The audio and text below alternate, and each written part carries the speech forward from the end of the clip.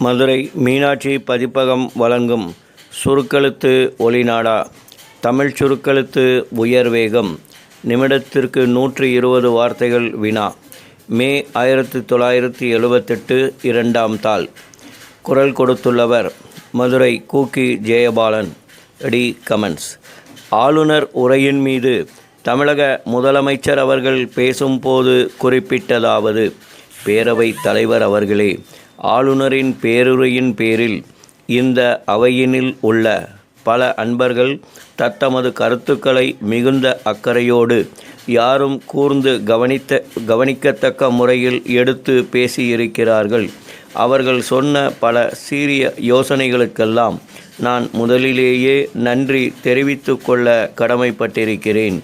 அதிலும் எதிர்க்கட்சி தலைவர் அவர்கள் எடுத்து சொன்ன பல கருத்துக்கள் புறக்கணிக்கத்தக்க கருத்துக்கள் அல்ல.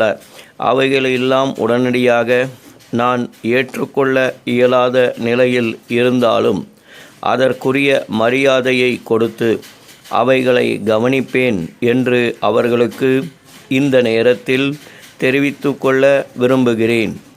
ஆளுநர் அவர்கள் தம்முடைய உரையில் குறிப்பிட்டிருக்கின்ற எந்த பகுதியையும் எந்த உறுப்பினரும் தவறு என்று எடுத்து காட்டவில்லை. அப்படி எல்லா தரப்பினரும் ஒத்துக்கொள்ளக்கூடிய முறையில் பல பொதுவான உண்மைகளை ஆளுநர் அவர்கள் தம்முடைய உரையில் குறிப்பிட்டு காட்டியிருக்கிறார்கள்.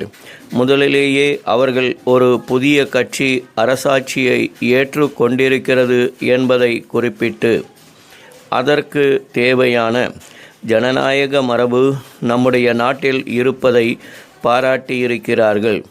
அந்த மரபு மேலும் மேலும் வளருகிற முறையில் இங்கே பேசிய ஒவ்வொரு நண்பரும் தத்தமது கருத்துக்களை எடுத்து கூறியிருக்கிறார்கள். இந்தியா முழுவதும் ஜனநாயக மரபை காப்பாற்ற வேண்டுமானால் அது தமிழகத்தில்தான் முதலில் காப்பாற்ற முடியுமே தவிர மற்ற இடங்களில் அல்ல. மற்ற பகுதிகளில் இருப்பதை விட அதற்கேற்ற சூழ்நிலை தமிழகத்தில்தான் இருக்கிறது. தமிழகத்திலே தான் சில கருத்து வேற்றுமைகளை எடுத்து சொன்னாலும் நட்புறவு கெடாமல் பாதுகாத்து கொள்ள முடியும் என்கிற மரபு நெடுங்காலமாக இருந்து வருகிறது.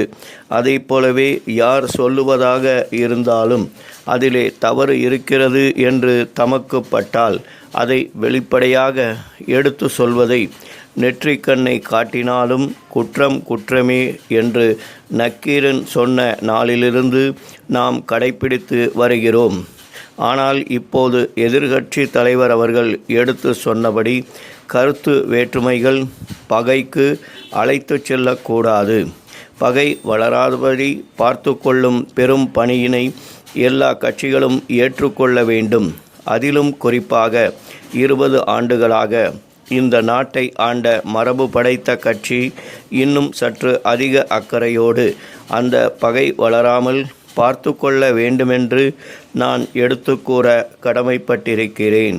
இன்று எந்த அரசியல் கட்சி எந்த நேரத்தில் ஆட்சி பொறுப்புக்கு வருவது என்பது மிக சிறிய பிரச்சனை ஆகிவிட்டது. நான் சில காலமாகவே பேசிக்கொண்டு வருவதை நண்பர்கள் பத்திரிகையை பார்த்து கொண்டு வருகின்றவர்கள் அறிவார்கள்.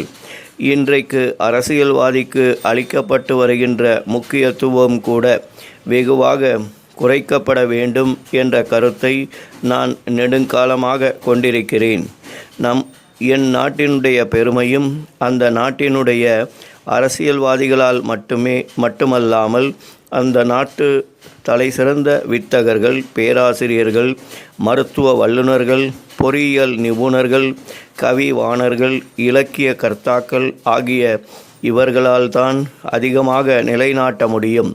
விரல் விட்டு எண்ணக்கூடிய வெறும் அரசியல்வாதிகளால் மட்டும் அந்த நாட்டிற்கு பெருமை வந்துவிடாது என்று நான் வலியுறுத்தி சொல்லி வருகிறேன். ஏனென்றால் வெறும் அரசியல்வாதிகள் மட்டுமே இந்த காரியத்தை கவனிக்க முடியும் என்ற நிலை இருப்பதிலிருந்து கல்வித்துறை காரியமானால் கல்வித்துறை வித்தகர்களாலும் பொறியியல் துறை சம்பந்தமான பிரச்சனையானால் அந்த துறையில் உள்ள மேதைகளாலும் கவனித்து பாதுகாக்கப்பட வேண்டும் என்ற நிலைக்கு வெகு விரைவாக நம் நாடு செல்ல வேண்டும். இன்று நமக்குள் ஒருமித்த கருத்து எதிலே இருக்கிறது என்று ஆராய்ந்து அதில் எல்லா தரப்பினுடைய ஒத்துழைப்பையும் பெற்று நாட்டு மக்களின் நலனுக்காக நிறைவேற்ற வேண்டும் என்பதையும் இங்கே நான் வலியுறுத்த விரும்புகிறேன். ஸ்டாப்.